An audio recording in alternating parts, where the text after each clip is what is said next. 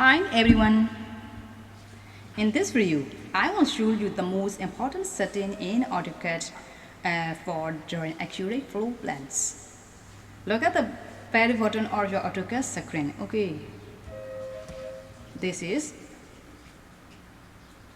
status bar. This is our status bar. All the drawing aids are located here. Now find snap icon. Okay, let's find. Oh, this is snap or snap icon. It looks like a small square with a magnet or a dot. Click it to turn it on. Okay, the icon should turn blue.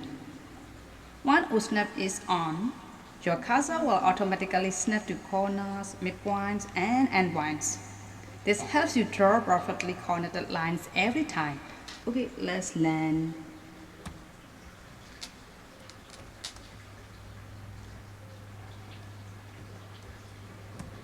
And endpoint,